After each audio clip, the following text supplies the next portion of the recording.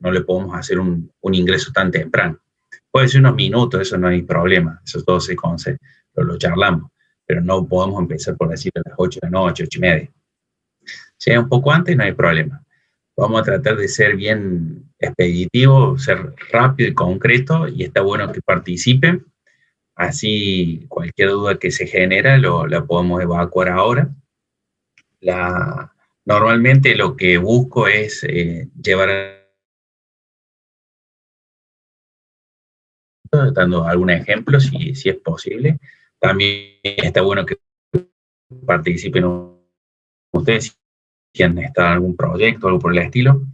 Un poco yo les comento, evaluación de proyecto, vamos a decir, es el génesis, que después es lo que se sigue trabajando en gestión de proyectos. Los dos puntos más importantes de la ingeniería industrial hoy en día en la parte laboral, ¿sí?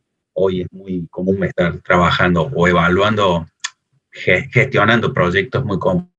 Los evaluadores son pocos, debido a que hay pocos proyectos en el país, y tenemos una ventaja con respecto a lo que son la parte de administración de empresas, que también se dedican a hacer esto, los contadores, es que lo estamos viendo en esta materia, es cómo confeccionar el estudio, vamos a decir, para poder evaluar un proyecto. No solamente la materia es evaluarlo, sino crear el proyecto en sí, un poco como les comentaba.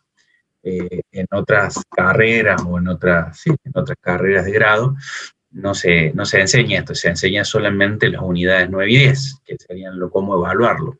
En este caso, aprendemos cómo confeccionarlo. Bueno, si quieren, vamos a ver, y si son 56, normalmente son 90.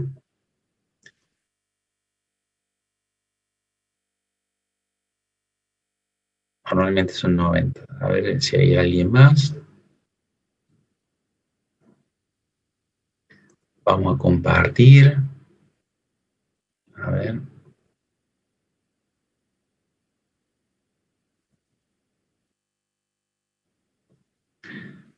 Bien. ¿Se ve? Porfa, confirmen. Si se ve, así. Sí, profe, se ve perfecto. Claro, listo. Sí, díganme, no sé, alguien me preguntó algo o me dijo sí que se veía nada. Bueno, se veía nomás. Bueno, gracias. Comenzamos. Sí. Bueno, a ver, evaluación de proyectos. ¿Cuál es el ciclo de vida de un proyecto? A ver, comenzamos con el ciclo de vida de un proyecto porque para poder nosotros ubicarnos, cuando queremos generar un proyecto, cuáles son las fases que existen y cómo se va generando el génesis vamos a decir, de un proyecto. Siempre empieza con una necesidad, ¿sí? Algo que lo deben haber visto en muchas materias. Se genera una necesidad y con esto se despierta una idea. Esa idea comienza, vamos a decir, en la fase de preinversión, y empezamos a hacer todos los estudios de apoyo, en donde empezamos con un estudio de perfil o de oportunidad. ¿Qué quiere decir esto? Es un estudio que no tiene mucha profundidad en el sentido de información, sí amplitud, ya lo vamos a ver qué diferencia existe en esos dos puntos, y lo que nos va a permitir es, con una vista rápida, entender si es conveniente o no profundizar en la información para lograr, vamos a decir, avanzar con un proyecto y materializarlo, ¿no? En esta fase de preinversión, lo que estamos hablando son que se va a empezar a hacer estudios de apoyo. ¿Esto qué quiere decir? Información extra que vamos a estar nutriéndonos para poder lograr entender si es factible esa inversión. ¿Y esto qué quiero decir? Normalmente, ese estudio no está concentrado en decir, che, voy a satisfacer un mercado en Argentina, voy a satisfacer una necesidad en España. No, sino que se empieza a ver de forma global, debido a que hoy en día todo lo que es el mercado tiene la posibilidad o la amplitud para poder trabajar en diferentes líneas de producción y que estén enfocados a satisfacer mercados totalmente diferentes. ¿Esto qué quiere decir? A lo mejor nuestro proyecto es de una fase agroindustrial o de materias primas, y lo estamos satisfaciendo a mercados súper, vamos a decir, desarrollados, o la necesidad de nosotros de desarrollar productos de alta tecnología, por ejemplo en Argentina, trayendo componentes de China. Y esto qué quiere decir es que no hay que visualizarlo solamente en el contexto nacional. Uno de los errores, vamos a decir, no vamos a decir error, es una de la visión que uno primero trata o tiene preconceptos de tender a invertir en el país, ¿sí? Visualizarlo, decir, che, este es el negocio hacia el país.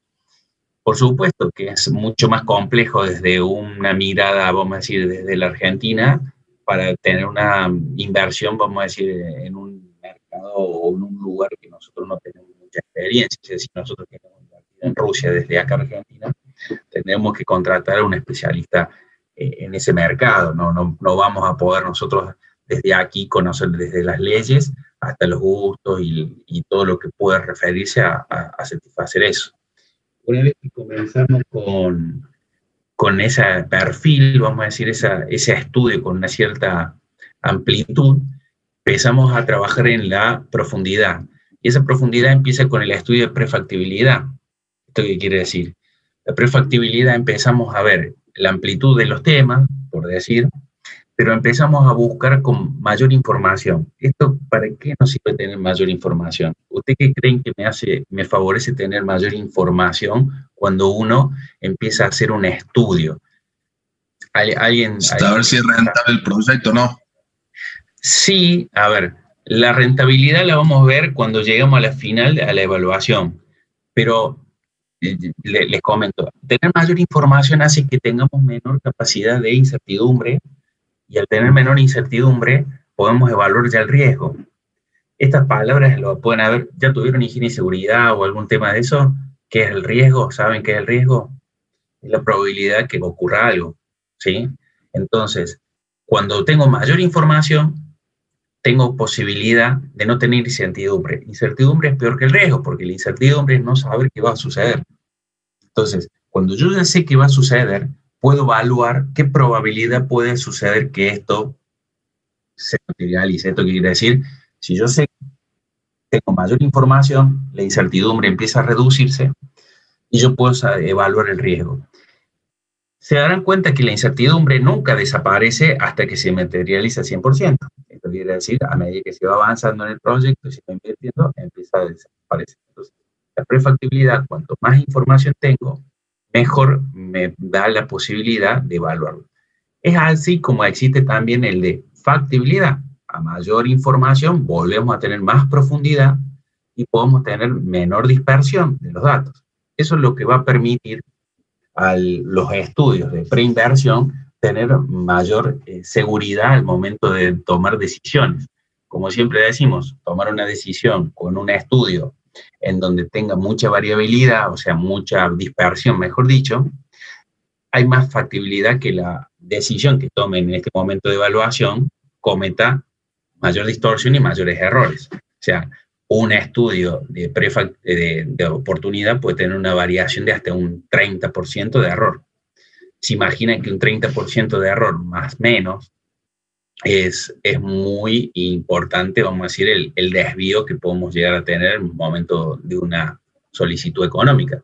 A ver, ustedes miran, puede ser mucho o poco y depende de la rentabilidad que busquemos en el proyecto. Si es un proyecto que tiene una rentabilidad muy alta, puede estar salvado en esa situación. Ahora, si es un proyecto que tiene una rentabilidad reducida, un error de ese margen puede hacer que pueda perder el negocio. Importante que el proyecto no tenga el sustento que estamos buscando. Entonces, en ese proceso, vamos a decir que vamos buscando mayor profundidad, ya vamos a mostrar cada uno de la capacidad que tiene y los costos que tiene, por supuesto. No es lo mismo el costo de determinar una oportunidad, una prefactibilidad o una factibilidad, debido a la necesidad de contar con información de cierta calidad y cierta profundidad, ¿sí? Teniendo esos informes, tomo la decisión de poder invertir. Entonces, en ese momento tomo la decisión, digo, che, vamos a comenzar con la inversión. ¿Eso qué sucede con la inversión? Empieza a desarrollar el proyecto. ¿Esto qué quiere decir? Empezamos el diseño final, vamos a decir, la ejecución, la materialización del proyecto. Esto quiere decir construir el edificio, adquirir los equipamientos, la tecnología, los recursos humanos. Ya vamos a ir viendo todo eso, lo vamos a ir desarrollando. También en ese momento puedo tomar la decisión de abandonarlo o postergar. ¿Esto qué quiere decir? El diseño final puede llegar a ser un momento crítico de seguir o no seguir en el proyecto, debido a que cuando ya comienzo a ejecutarlo, ya tengo que haber tenido inversión y empezar vamos a decir, es muy difícil no tener una pérdida importante si voy hacia atrás en la parte de ejecución. Una vez que se comienza la ejecución y se finaliza, empieza la etapa de operación. Y una vez que existe el primer lote, vamos a decir, la primera, vamos a decir, venta de producto, una preventa, puedo ahí yo sí tomar una evaluación final y decir, bueno, el proyecto ha sido rentable, no ha sido rentable, y tomar decisiones si es necesario de una reingeniería o mejorar, vamos a decir, el proceso en sí de las decisiones que he tomado en los estudios de apoyo, ¿no? Y definir si es conveniente o no. En ese proceso es que empezamos a ver esto, ¿no? La fase de preinversión, la fase de inversión y la fase de operación. ¿Sí? Un poco lo que le comentaba, estudio de oportunidad, ¿sí? El estudio de previabilidad, el estudio de viabilidad, o sea, si se dan cuenta, es un ciclo en donde podamos ir viendo si yo defino esa necesidad y determino y genero un estudio de oportunidad, empiezo a darme cuenta que sí es posible hacer ese proyecto. Si tomo un poco mayor de información y puedo profundizarla, me doy cuenta que ese proyecto sigue siendo viable.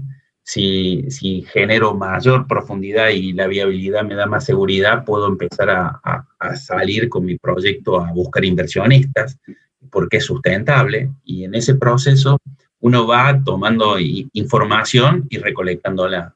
En ese proceso de la fase de inversión igual vemos como hablábamos recién, negociación de contratos, el diseño, la construcción, la comercialización y la capacitación del personal, los recursos humanos, ¿sí? En esta comercialización de preventa y preproducción es muy importante definir los alcances y cómo podemos llegar en ese proyecto a realizar, vamos a decir, ese salto, ¿no? Debido a que es importante, una vez que nosotros definimos la inversión y se empieza a materializar, cómo lo vamos a canalizar y vamos a decir, comercializar en el mercado. Les comento que, a ver, en la etapa 2 viene todo en la unidad 2, mejor dicho, viene todo el desarrollo de estos puntos que estamos hablando. Hoy estamos viendo el ciclo de vida del proyecto. Esto es el marco genérico, general, vamos a decir. Después cada uno de estos puntos los tenemos que ir profundizando. Por lo cual es muy importante que ustedes tengan ese panorama y esa visualización. ¿Cuáles son los hitos que siempre pasa de un proyecto, de una fase a otra? Una pregunta que siempre nos hacen. ¿O no, Ricardo? ¿No hacen esa pregunta? Es una pregunta de cajón. ¿Qué piensan ustedes? ¿Cuándo pasa de fase de preinversión a una fase de inversión? Ya se lo dije 3 veces. ¿Cuál sería? ¿Qué piensan? Están pensando, hay delay me parece, o están pensando mucho. ¿Qué hito piensan ustedes que pasa de la fase de preinversión a de inversión? ¿Negociación y contratación? No, eso es una fase, es un punto más, pero ¿cuál es la decisión, vamos a decir, yo tengo este estudio y digo, che, es conveniente invertir? ¿Eso cómo se llama? La decisión de invertir. A partir de la factibilidad, o sea, determinar si el proyecto es factible o no.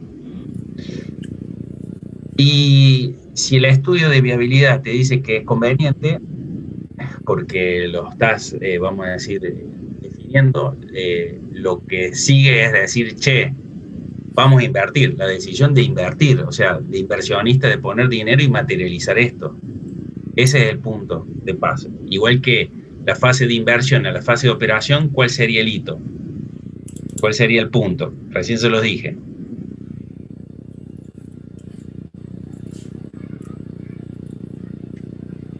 ¿Qué piensan?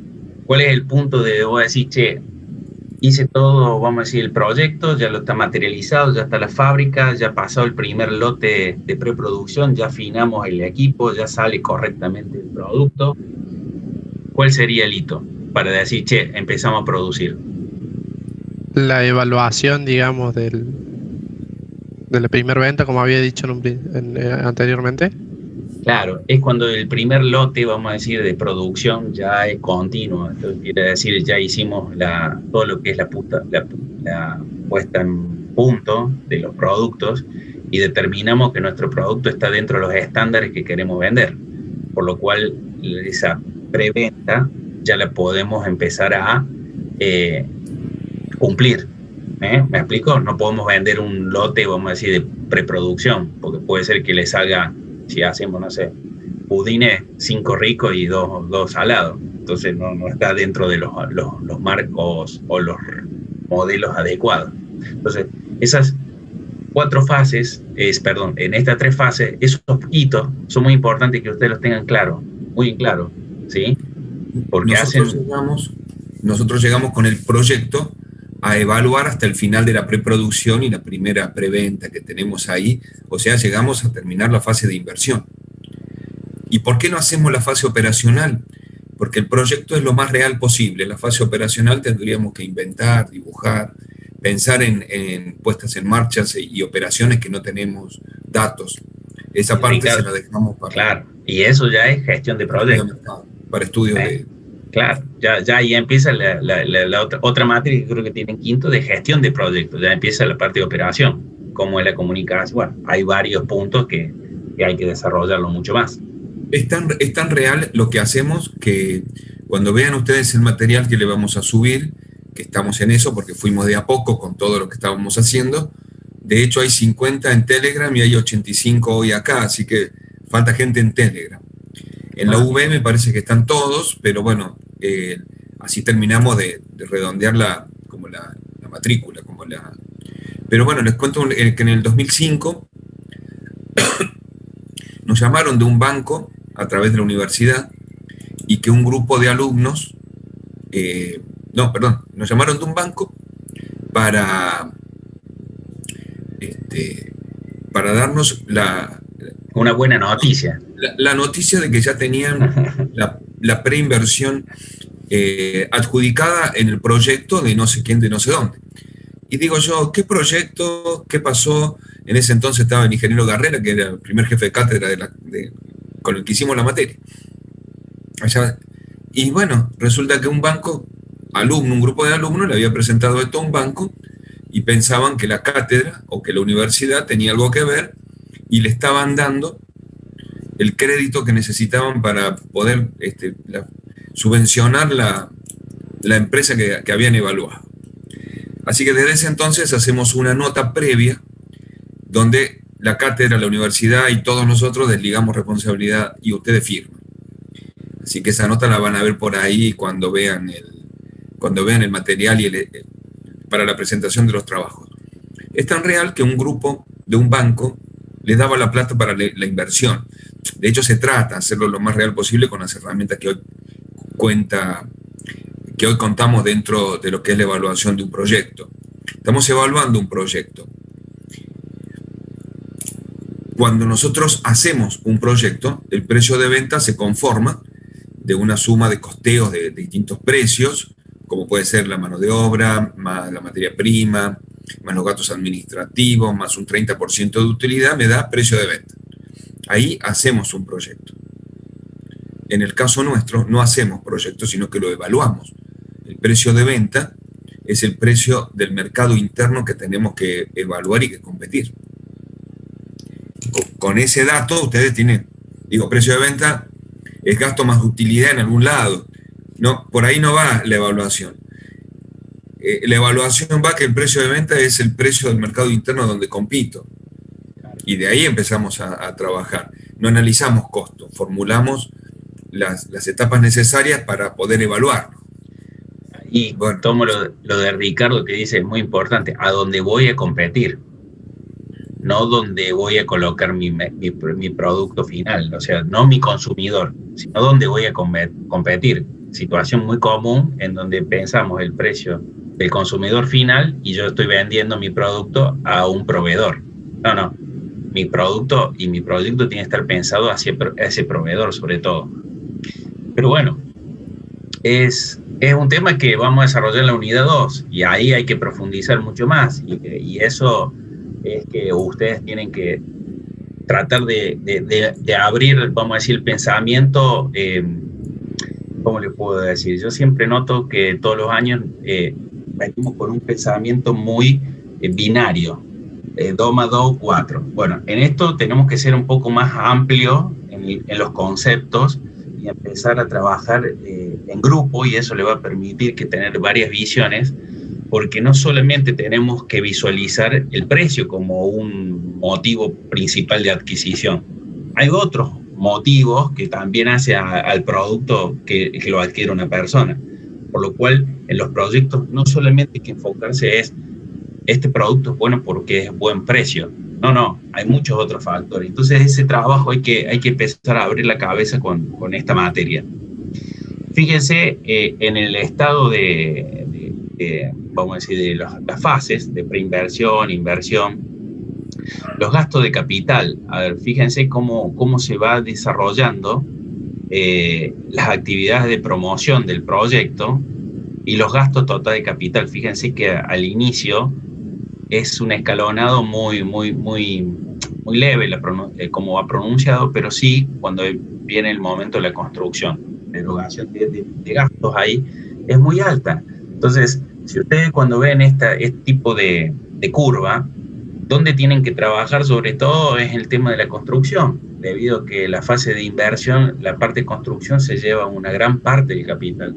Entonces hay que tener muy en claro y visualizar muy rápidamente qué podemos hacer para lograr, vamos a decir, que ese tipo de gastos sea lo más aplanado posible, debido a que los proyectos normalmente no comienzan, vamos a decir, en un nivel elevado, sino es paulatino. Entonces, fíjense en la próxima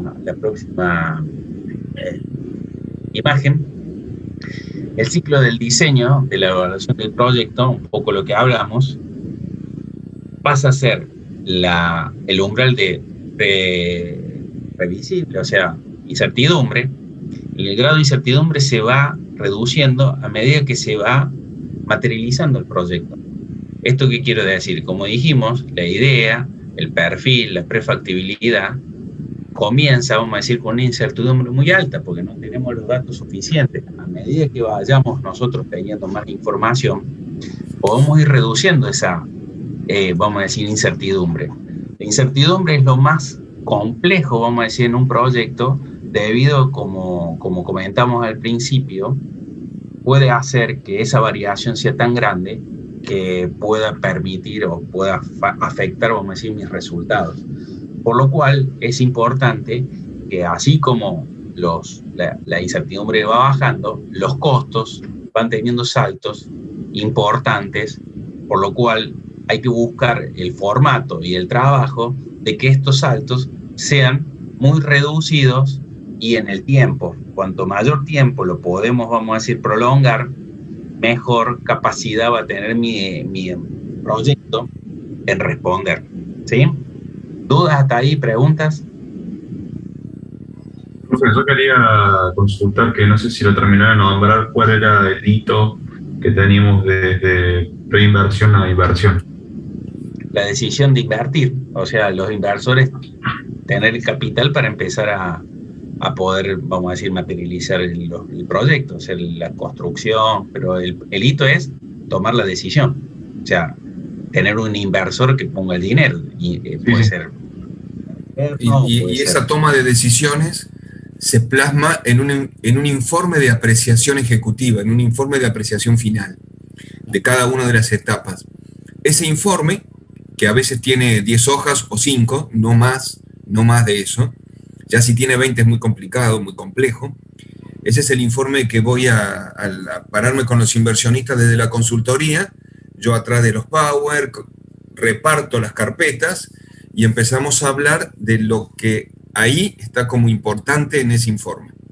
Ese informe lo van a tener que presentar ustedes cada vez que hacen una entrega y también el informe final, ejecutivo final, va a ser el que van a presentar como plan de negocios y como plan de evaluación de ese negocio, de ese digamos, el emprendimiento, porque dije plan de negocio, viene por ahí la línea. Van a tener que presentar el informe ejecutivo. Pero les digo, son 12 diapositivas y 5 hojas. Sí, sí. El que presente más de eso, estamos mal. Bien. Y esos son los hitos de control que van a tener en cada una de las etapas. Claro, y es un tema muy importante. Fíjense, un inversor le va a dar 15 minutos a una persona. No le va a dar más de eso, pues, a ver, nosotros tenemos que lograr en esos pocos minutos captar el interés de la persona con un resumen ejecutivo que sea, vamos a decir, impactante hacia la necesidad que queremos satisfacer. No podemos centrarnos, vamos a decir, en 20 minutos a decir dónde vamos a poner una planta. Tenemos que tener el motivo y la explicación de por qué vamos a poner vamos a construir esa fábrica en ese lugar o el proyecto en esa ubicación. Pero no podemos estar 40 minutos hablando de esto. Y lo más importante es entender cómo podemos lograr hacer eso en poco tiempo, y es un ejercicio que van a tener a fin de año presentando el proyecto. Situación que nosotros le ponemos el reloj y decimos, che, 15 minutos pasó, ¿me presentaste o todo me presentaste? Evaluamos hasta lo que me presentaste. Por ahí lo flexibilizamos porque le vemos la cara de larga, pero le decimos, chicos, muchachos, chicas, se terminó ahí. Ricardo y yo no somos tan así. Compro o no compro el proyecto, más de 20 minutos no compro.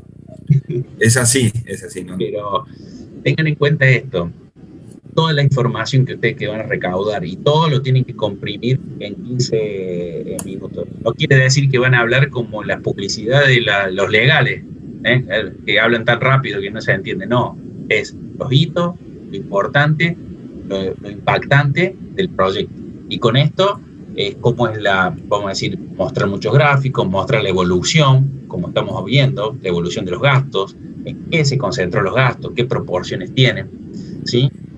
Acá estamos en el punto que hablamos recién, la preparación del proyecto. El estudio de oportunidad, fíjense en los costos, el 0,2% o hasta el 1% de los costos de inversión. El estudio de previabilidad, el 0,25 al 1%. Y el costo de viabilidad del 1 al 3%. Ahora, ¿qué profundidad pueden tener cada uno de estos? El de viabilidad, mínimamente, entre 5 y 10 años. Mínimo. Te diría más 10 que 5. El estudio de previsibilidad, no menos de 3 a 5. Y el estudio de oportunidad, vamos a ver, 1 año. También depende de qué mercado, ¿no? En los mercados nuestros, 1 año pasa, hay tanta variación con los precios y las cosas que ya no sabes qué tenemos. Pero bueno, esos serían, vamos a decir, los plazos. Después profundicen, vamos a decir. Recuerden que esto es la presentación de la unidad, Hay que profundizar en los libros y estudiar, No se queden solamente con lo que dice la Filmina. Los estudios de apoyo, como hablamos, y la historial de datos. Esos serían los datos, vamos a decir, que tenemos que tener. Fíjense un poco lo que hablábamos. El estudio de viabilidad. Vemos la campana de Gauss, la probabilidad de más o menos un 10%, ¿sí? De previabilidad, un más o menos 20%. Uy, no, ando medio mal con el mouse. Y de oportunidad, fíjense, un más o menos 30%. Más o menos, no estamos hablando de 10. Más o menos 30%, o sea, salto en una pata si me toco un más 10, me van a buscar el San Jerónimo, bueno, no saben que me van a buscar el cementerio si tengo menos 30. O sea, fíjense, por eso vuelvo a la filmina anterior, los costos que estamos hablando. Fíjense que un 3% de un proyecto es un monto interesante. Es un monto interesante. Ahora, ese monto interesante me da la certeza de que yo sé que el riesgo que voy a tener puede ser un más menos 10. O sea, la incertidumbre del proyecto está muy reducida. Entonces es muy importante que ustedes entiendan eso. ¿Qué tiene que tener un estudio de viabilidad? Producto y mercado, un poco lo que comentaba Ricardo, las materias primas, insumos, servicios, cantidad, calidad, ¿sí? ¿Quién son mis proveedores? ¿Qué desarrollo tienen esos proveedores que me van a entregar? No es lo mismo hablar un proyecto de una planta automotriz y un proyecto de una lechería, ¿sí? ¿Qué insumos voy a tener? Si tengo proveedores desarrollados, no tengo proveedores desarrollados. ¿Qué servicios tengo? A ver, vamos a dar ejemplo, como dije. Un servicio, yo voy a poner una fábrica de lechera y tengo agua de pozo, tengo que tratar el agua. No va a ser la calidad, no va a tener la suficiente, vamos a decir, volumen, a lo mejor, y tengo que tener muy claro, por eso, dónde voy a localizar y emplazar la empresa. La ingeniería del proyecto, ¿sí? La organización de la empresa. La organización de la empresa parece algo simple, pero muchas veces por ahí no tenemos en claro qué es organizarla. No es solamente el organigrama, sino cómo hacer los layouts y qué métodos utilizamos para realizarlo. En este caso, todos estos puntos tienen métodos y metodología para tomar decisiones. No son decisiones simplemente con evaluar económicamente, sino tienen varios factores que pueden influenciar en la toma de decisiones. Entonces, aplicando estos factores o estos métodos y metodología, uno puede determinar por qué estoy tomando esa decisión. Entonces, piensen ustedes cuando el día de mañana estén trabajando y alguien presente algún proyecto y ustedes verifiquen, vamos a adquirir este producto, vamos a hacer este desarrollo. Bueno, este tipo, vamos a decir, de secuencias lo va a permitir y herramientas definir si se ha evaluado correctamente con alguna metodología o no, ¿sí? La mano de obra, el plan de implementación, que por ahí se pasa muy por rápido, pero el famoso GAN, que me imagino que lo han estudiado en otras materias, y que sabemos que esa ruta crítica, si se demora, es costos, es dinero, pérdida de inversión, y por último la evaluación comercial y la evaluación nacional, de rentabilidad comercial y rentabilidad nacional, que son muy diferentes, ya que una tiene una visión simplemente del comercio, de la empresa, del proyecto que voy a evaluar, y el otro es cómo afecta, vamos a decir, a la parte social, a la nación, cómo va a distribuirse, a quién va a mejorar, vamos a decir, este proyecto.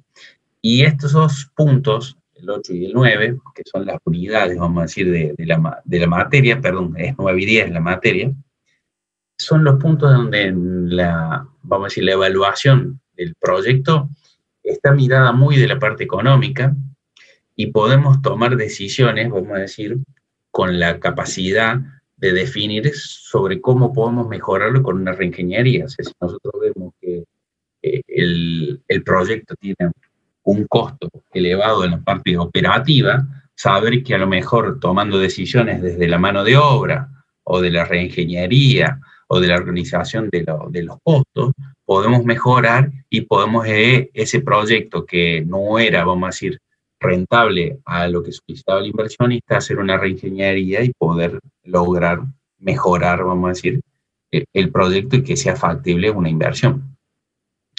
Aquí está un poco cómo están desarrolladas las unidades, ¿sí? Fíjense, la unidad es 2, que vamos a empezar a ver, si no le erro, en la próxima clase. Estrategia del proyecto, el programa de venta, el programa de producción, las materias primas e insumos, la localización, la ingeniería del proyecto, la organización, la mano de obra, el plan de implementación, la rentabilidad comercial y la rentabilidad nacional, ¿sí? Preparación del proyecto, lo que hablamos, y la evaluación puramente o dura del proyecto, ¿sí? ¿Hasta aquí alguna duda? ¿Preguntas? No, profe. Bueno, las decisiones durante la preinversión, un poco lo que veníamos hablando, el estudio de oportunidades, verificar qué oportunidades pueda existir en los proyectos. Cada uno, fíjense que la selección, vamos a decir, de análisis preliminares, siempre tienen estudios de apoyo, ¿sí? Y también, además del estudio de apoyo, existe la consulta a personas idóneas que pueden tener mayor información y conocer el mercado. No solamente el estudio de apoyo, son estos estudios que estamos hablando de información, que lo puede proveer desde un ente del gobierno hasta un privado, y yo puedo tomar eso como una información secundaria y nutrir a mi proyecto, vamos a decir, saber si el estudio que estoy haciendo puedo captar esa información y sumarlo para reducir lo que hablábamos de la incertidumbre, ¿sí? Posteriormente viene la evaluación y el informe final de apreciación, como decía Ricardo, que es su mirada, si es correcto invertir, si no es correcto invertir, si es posible invertir haciendo alguna reingeniería o directamente desestimamos el proyecto debido a que no es conveniente por no contar desde la posibilidad de realizarlo correctamente por la información o directamente porque no ha sido adecuada, vamos a decir, el proyecto en el lugar donde se quiere llevar a cabo, ¿no? Bueno, si llegamos a esa situación en donde definimos que el proyecto no se puede llevar a cabo porque ha sido inconveniente, bueno, si llegamos a la ¿qué pasó con el informe de apreciación previa y que decimos del proyecto se nos fue? El proyecto se nos fue en alguna de las etapas anteriores y ahí está la palabra de o rehago todo y empiezo de vuelta o rescato lo que puede servir. Y con respecto a esto de qué rescato para poder servir y qué herramientas vamos a utilizar, desde todas las fórmulas a todos los instrumentos que vamos a utilizar en métodos, todos tienen un estudio de dispersión previa para poder saber en qué etapa lo estoy utilizando. Y otra cuestión de la que me gustaría hablar después de que terminemos con todo esto. ¿Alguien maneja el Colegio de Ingenieros Especialistas de Córdoba? ¿Sabe dónde está?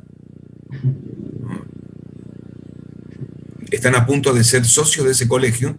¿O por lo menos van a presentar las cosas y las tareas profesionales ahí y tienen que saber dónde está? Está frente a Plaza Colón. Bueno, seguí, Guille. Hay que matricularse. Y no olvidarse pagar, porque por ahí nos olvidan. Bueno, el informe de apreciación final, como decía Ricardo, si nosotros determinamos que el informe vamos a decir, no es viable, lo que peor nos puede suceder en ese momento es decir que la información no es la correcta, porque ¿qué hicimos en este proceso? O sea, si nosotros decimos que la información no ha sido adecuada, es porque no supimos tomar la información correcta. O sea, eso es muy grave. Eso sería un error grosero, vamos a decir, en el informe de apreciación final, ¿sí? Otra cosa es, vamos a hacer una reingeniería que a lo mejor no invertimos en comprar un terreno, sino alquilamos, vamos a decir, el espacio para no tener ese costo elevado, pero no que la información que tenía no era consistente o había dudas. O sea, ahí es porque no supimos seleccionar y tuvimos un gran error, ¿sí? ¿Me explico? Importante que lo sepan. Bueno, ¿qué tiene que tener mínimamente un estudio? A ver, vamos de mayor a menor, tanto de la situación mundial, Mercosur, región, mejor dicho, región puede ser de Sudamérica, si lo queremos hacer en Argentina, posterior Argentina y Córdoba, si lo queremos hacer en el país. Por eso es importante ver cuando tenemos una necesidad, visualizar mundialmente cómo está desarrollado y qué, vamos a decir, cómo va el mercado de ese producto. ¿Esto qué quiero decir? Ha pasado que yo estoy analizando aquí hacer un proyecto y en China o en, no sé, Groenlandia, entonces por decir un país, ya existe ese producto, ya existe una fábrica que lo realiza, ya existe la posibilidad de trabajar, y ahí puedo lograr tener hasta socios, vamos a decir, para producir lo mismo aquí, o simplemente nuestro proyecto es adquirir el producto y comercializarlo en la Argentina. Entonces, por eso es importante ver si esa necesidad está cubierta o cómo se desarrolla en otras partes del mundo. Esto que quiero decir, visualizando todo el mundo, como porque hoy es global, vamos a decir, la comercialización, identificar si existe metodologías, técnicas, desarrollo de un mercado similar que esté satisfaciendo esa necesidad. Esto que quiero decir. Si nosotros vamos a realizar un trabajo, por decir, de agroindustria, de productos de maquinaria agrícola, Argentina es uno de los número uno. O sea, nos vienen a ver a nosotros cómo se hace, junto con los italianos también tienen una buena tecnología. Entonces, hay sectores y puntas que nosotros tenemos que ir a visualizar y trabajar, qué sé yo. Le pongo algo más complejo. Energía nuclear, Francia. ¿Sí? Francia es punta de todo lo que es energía nuclear. Todo lo que es energías renovables, hay mucho trabajo en lo que es Suecia, Gran Bretaña, todo ese proceso. Entonces, hay lugares en donde uno tiene que visualizar sobre ese proyecto.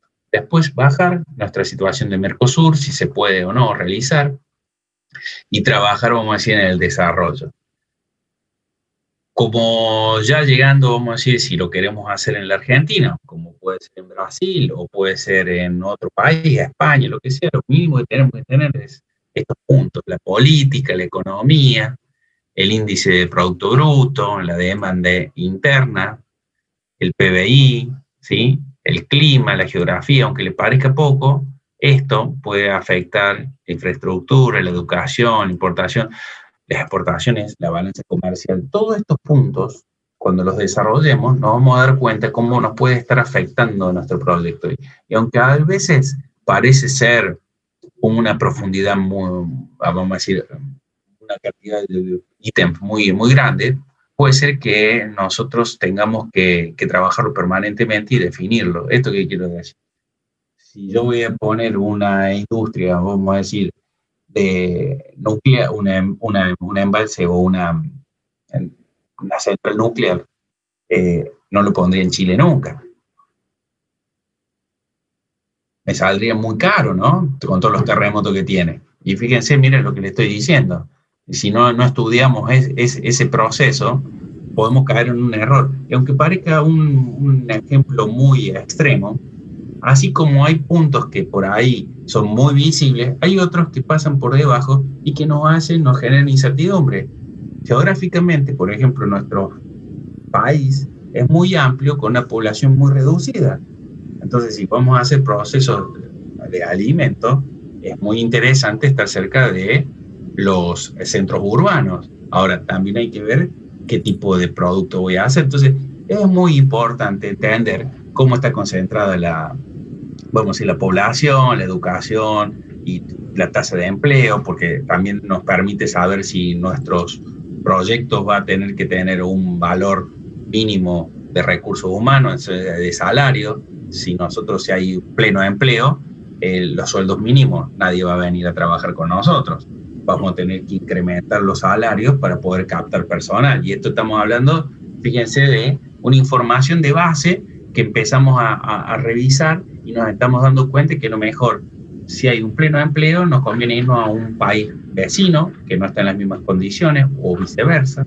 Nos conviene la región. Y todo esto nos va a permitir identificar si el proyecto es conveniente o no. Bueno, y aquí llegamos a una situación de Córdoba, de los ingresos brutos. ¿Sí? Puede estar exento o no. Y aunque les parezca algo raro, ser exento en ingresos brutos en un proyecto de un margen muy reducido puede ser muy importante. ¿Sí? Hasta aquí estamos. ¿Preguntas? Chicos. No, profe, por el momento no. Yo quería pensar también en todo esto que estamos hablando de la globalización y de poder poner el estudio mío del producto y la localización en otro lugar, ¿no? Y verlo desde otro lugar. Ahora, por ejemplo, Amarok se va a poner a fabricar aquí, en Argentina, camionetas con volante a la derecha. ¿Y por qué será eso? ¿Por qué podemos fabricar volantes a la derecha? Y porque está globalizado, de acá va a sacar a vender a otras partes del mundo. ¿Cuántos países manejan por la derecha, por la izquierda? Inglaterra, una isla, listo. Inglaterra, Irlanda manejan por la izquierda. Australia, Sudáfrica, Australia. y paremos todos los que son colonia británica. Y no sé 55 si países en el mundo manejan por la izquierda. los chinos allá en Nueva Zelanda también. Singapur, Con Nueva India. Zelanda, allí. La India no sabe. Pero Bahamas, Jamaica, Barbados y las islas de acá también. Entonces, fíjate vos, el 25% de la producción va a salir con volante a la derecha para los países que manejan por la izquierda. No es poco, y se va a fabricar acá en Argentina. Yo les decía recién, como para pensar un poco en términos de actividades laborales que tienen que hacer ustedes. A ver, cuando va un pintor a mi casa me cobra por metro cuadrado de pared, el albañil me cobra vacío por lleno cuando hace los que talan árboles cuando hacen un vano, los que talan árboles cobran por metro cúbico de madera. ¿Y los ingenieros cómo cobran? ¿Qué trabajo hacen los ingenieros? Si yo soy ingeniero y hago un estudio de oportunidades, ese estudio de oportunidades es una labor profesional que yo tengo que cobrarla, cotizarla. Y esa labor profesional involucra un estudio de oportunidades, de las políticas económicas. Digo, tengo que involucrar y conocer las políticas económicas, financieras, laborales, el sector industrial al cual voy a invertir, la ampliación de la inversión dentro del sector industrial, distintas tareas. Si hablo de un estudio de previabilidad y quisiera describirlo al estudio de previabilidad, tendría que estudiar el mercado, tendría que estudiar la materia prima y los insumos, la localización, la ingeniería del proyecto. Cada una de estas etapas tiene un costo desde el punto de vista del ingeniero.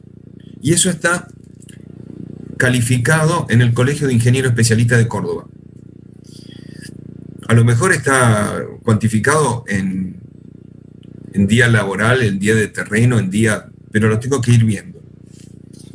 Eso lo tienen que, por ejemplo, la ingeniería del proyecto es la definición de los equipos a través de algún mecanismo, la estimación de los costos de inversión del equipo a través de la fórmula del Ángel, los presupuestos, los costos, la fórmula de poder reevaluar el equipo y cambiarlo año por año, o cuál es el tiempo de vida útil de un equipo promedio. Todas ecuaciones que puedo ir manejando con cierta precisión. Cuando lo compro al equipo, tengo que trasladarlo desde la puerta de la fábrica donde lo compré. Tiene un seguro de traslado hasta la puerta de mi fábrica. Tiene un seguro de traslado por el interior de la planta. Y lo voy a montar, pero antes tengo que hacer fundaciones. Antes tengo que hacer nivelaciones. Posiblemente tenga que hacer algún mecanismo para la puesta a punto del equipo. Toda esa ingeniería del detalle tiene un costo. Y la hacen los ingenieros. Fundamentalmente tienen que buscar ustedes en el Colegio de Ingenieros Especialistas, CIEX de Córdoba. Y fíjense en ahí lo que tendría que valer cada uno de sus días de trabajo. Y lo que les estoy mostrando está frente a Plaza Colón, ahí por Avellaneda. En la Jujuy ahora se fueron. En la Jujuy está el colegio técnico especialista y técnico de la construcción. Sí, El ingeniero está allá. No el de ingenieros civiles, el ingeniero especialista. Tipo y costo de investigaciones, estudio de preinversión, estudio de factibilidad, gasto de ingeniería, consultoría, Lo que les estoy mostrando son guías de control. La guía de control 2, por ejemplo, habla de producto, estudio de demanda, oferta, habla de mercado. Estos son los pasos que ustedes tienen que seguir para desarrollar el estudio de mercado. Ya después, cuando vayamos a la ingeniería, les voy a traer cómo se hace el cálculo. Yo tengo ese cálculo, se lo voy a mostrar. Es lo que vale la máquina, la cantidad de horas que uno trabaja, la cantidad de la inversión. Es una polinómica. ¿Sí? Esa palabra, cuando dice polinómica, uno ya le da miedo. Bien, Chese, ahí está en Jujuy, en el mismo edificio que está el Colegio de Maestro Mayor de Obra, tenés razón. Sí, señor. Frente a la Plaza Colón está el Colegio de Ingenieros Civiles. Profe, bien. ¿le puedo hacer una consulta? Sí, diga.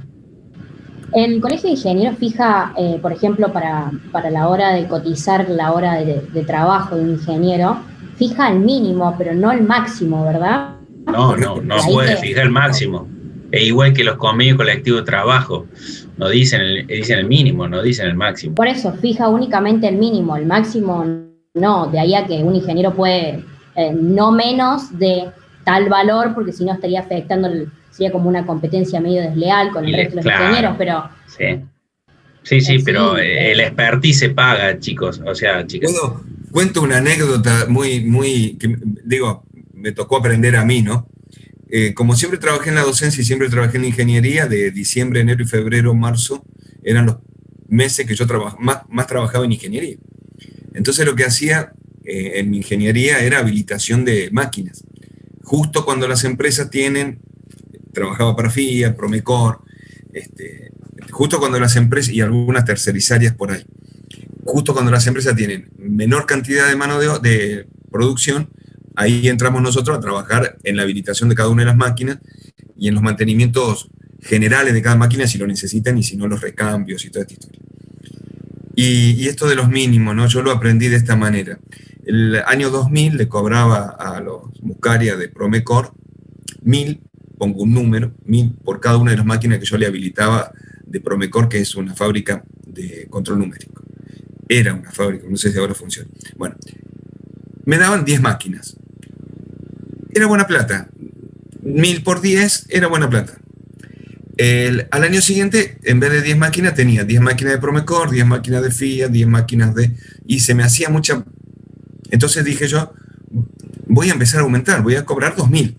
Me seguían llamando. Al año siguiente dije, voy a cobrar 5.000. En proporción era muchísimo lo que había aumentado, entonces empezó a bajarme la cantidad de personas que me llamaban, pero no la cantidad de plata que ganaba. Y entonces hablo con el viejo Muscaria, que tiene una casa acá en Carlos Paz, y le digo, mira, pasó así, aumenté el precio, me bajó la cantidad, pero yo seguía ganando lo mismo, laburaba menos, podía disfrutar del verano un poco mejor. Y me dice, sí, si vos siempre cobraste barato. Entonces me quedé en una mano, porque digo, viejo, ¿por qué no me dijiste antes? No me convenía. El Colegio de Ingenieros marca mínimos. Ustedes cobren y coticen. Después aprendí a cobrar, Después aprendí. Sí. Después aprendí porque la necesidad me hizo aprender a cobrar. Es un tema difícil cuando uno recién arranca, saber cobrar. Y normalmente uno sobreestima o subestima lo que tiene el trabajo por desconocimiento. Y se los digo con este punto. Normalmente, cuando uno arranca, cobra muy barato y después se da cuenta que perdió tiempo, que bueno, que uno es la parte del aprendizaje. Y se va, a medida que va madurando, va generando otro tipo de proceso, vamos a decir, y que siempre en el mercado existe gente que recién arranca, que es muy barata, y gente que es muy cara. Y cuando uno empieza a ver, y normalmente cuando uno está en un nivel intermedio o tiene una cierta expertise, cuando va a ver las personas que cobran barato, se da cuenta que están aprendiendo. Bueno, esto es un proceso, chicos. O sea, chicas, es así. O sea, cada uno le toca en un momento estar en un lugar o en el otro. Es la parte del aprendizaje profesional. Pero es importante que aprendan a valorar su actuación profesional. Sí, bien. Sí. En la unidad 3 hay una guía de control. Estas guías, material que ya van a tener, porque ahora ya cada vez tengo más gente en Telegram, material que ya van a tener, estas guías tienen la característica de que seguro van a ir en todos los proyectos, encajan en todos los proyectos, porque son las tareas lógicas de cada uno de los proyectos. que si hiciéramos solamente el cálculo de materia prima, trabajaríamos solamente con esta guía, pero por eso no. Por eso nosotros decimos de un proyecto completo, para trabajar con todas las herramientas y con todas las actividades profesionales que hace un ingeniero industrial de este estilo, no digo de otro. Entonces acá clasificar las materias primas en distintas, seleccionar y describir la materia prima, las propiedades cualitativas, cuantitativas, buscar las fuentes, cada una de estas cuestiones en una consultoría están más a mano. Ustedes tienen la tarea fundamental de recolectar información, pero tienen una tarea que nosotros ya le estamos dando, que son las guías, los caminos que tienen que hacer. ¿Ustedes se imaginan hacer una evaluación sin tener una guía? No. No podríamos hacerla y tendríamos que trabajar muchísimo para aprender, y hoy tenemos la guía completa. Claro, vamos a decir, es allanar el camino. Esta materia le enseña a ustedes a organizar cómo evaluar, o sea, cómo recolectar la información. O sea, si ustedes hacen un checklist de esto y van cargando datos de todos estos puntos, se van a dar cuenta la amplitud que tiene el proyecto y lo completo que está. Ahora, si ustedes mañana le dicen hacer una evaluación de un proyecto y ¿qué harían? La parte económica, y se olvidan de todos estos puntos, y lo que va a provocar es mayor incertidumbre, y que va a pasar mayor variación y más factibilidad de que tomen una decisión incorrecta. El inversionista le va a decir, che, muchachos o chicas, ¿qué estábamos haciendo si yo les pedí hacer esto y me dio totalmente diferente? Van a aparecer como los encuestadores de las elecciones que dicen 20% le da a dar 80 a otro candidato. Así va a estar. Hoy le estamos mostrando los títulos de la guía. Cuando hagamos cada uno de los pasos, vamos a hacer cada uno de los ítems, vamos a hacerlos completos. En una consultoría viene gente a querer relocalizar una empresa. Y entonces cuando yo tengo que relocalizar una empresa, solamente trabajaría con el punto 4.1 y el punto 4.2, localización y emplazamiento. O Ricardo, o si no, perdón que te interrumpa, un dueño o una persona que tiene ya un lote, dice, che, pongamos la fábrica acá que ya tengo lote. Y usted tiene que demostrar por qué sí o por qué no deberían tener esa fábrica ahí. Tal cual. Y eso es muy difícil convencer a un dueño de decir que no sirve el lote. No sirve donde vos me querés poner la empresa, estamos en otro lado. Y adentro de esta localización y emplazamiento hay un montón de herramientas. Herramientas que me van aproximando al lugar donde tiene que operar la máquina, a la localización, y herramientas que me van a dar los datos fundamentales para poder decir, acá le emplazo a la máquina, a la planta. Y yo también le quiero decir que el proyecto tienen que hacer el proyecto edilicio. Porque muchos me dicen, no, pero no, porque si no hacemos el proyecto de edilicio no sabemos si siquiera el proyecto da para hacer una fábrica. O sea, mínimamente lo tienen que evaluar. Y estas herramientas que están dentro de localización y emplazamiento, además, primero son las que se utilizan en el mercado laboral, y después son las que me van a hacer la posibilidad de la toma de decisión. A ver, acá hay una cuestión importante que ustedes van a aprender a manejar. Primero herramientas, después información, después gestionar herramientas. Una fórmula es una herramienta, un método de trabajo es una herramienta, pero por sobre todo la toma de decisión en función a estas herramientas, a estos pasos, a este conocimiento y a estos criterios, me determinan una toma de decisión. Ustedes van a ser ingenieros de toma de decisiones. Hoy le pueden errar, y sí, hoy cuando le erré un poquito en la toma de decisión, es un 6 o un 4, casi, digo, o un 8. Digo, puedo tener la promoción, la regularidad, o vuelvo el año que viene. No pasa más nada. Cuando ustedes hacen una toma de decisiones y están trabajando en otro lugar, pierden el trabajo, dejan de comer con la familia, pierden el auto, o se vuelve todo para atrás tu historia. Entonces, aprender a tomar decisiones no es fácil. No es fácil. Y entonces tengo que tener información, guías, criterios, herramientas que son fórmulas y métodos para poder definir una decisión y fundamentarla y defenderla. ¿Por qué tomé eso? En eso se trata esto también, de por qué actitud voy a tomar cuando hago una toma de decisión. A ver, yo siempre le digo a los chicos, estamos en otra materia, son métodos científicos.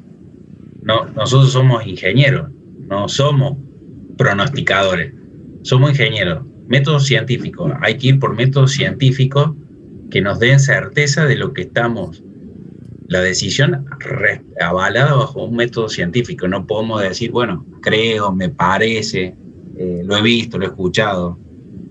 Sí, ¿por qué dicen, Guillermo, que la toma de decisiones no es para hinchas de Talleres? ¿Por qué hablan de eso? Yo no entendí esa parte. Bueno, nada. Bueno, fíjate que dice que los de Talleres van a jugar en la cancha de Belgrano ahora. Mirá vos, chicos, hasta acá toma buenas decisiones. Hasta acá llegamos hoy. ¿Alguna pregunta o algo? Mirá lo que me ponen en el chat, que la toma de decisiones es solamente para el hincha de Boca. No, ya ahí se fueron. Bueno, no importa. Pero está bien. Chicos, hasta acá llegamos hoy, me parece. Me parece que vamos con la primera parte de esta unidad. Vamos bien, ¿eh? Estamos. Bueno, un buen fin de semana a todos. Dejamos de... Gracias, profe. Esto yo le quería mostrar esa parte para poder, porque la mostré en el otro curso, no acá, y vemos. Bueno, nada, gracias, Guille. Gracias, de alta con mi señora también, la sacamos barata. 14 días y 4 más, sí. 18 días con el bicho dando vuelta, pero zafamos. Profe, una consulta, ¿podrían subir a Firmines algo para tomar nota? Todo vamos a subir ahora, pero tranquilo, queríamos terminar.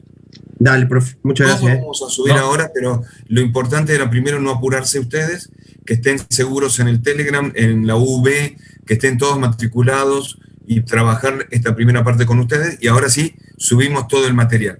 Vamos a subir una conferencia de Zapac Chain, no sé si la que dio en Chile, que estuvimos, o la que dio él acá en la tecnológica, una de las dos. Le pasamos el link para que la escuchen. Nada, y los libros. Muchas gracias. Chau, chau. Guille, gracias. Estamos viendo.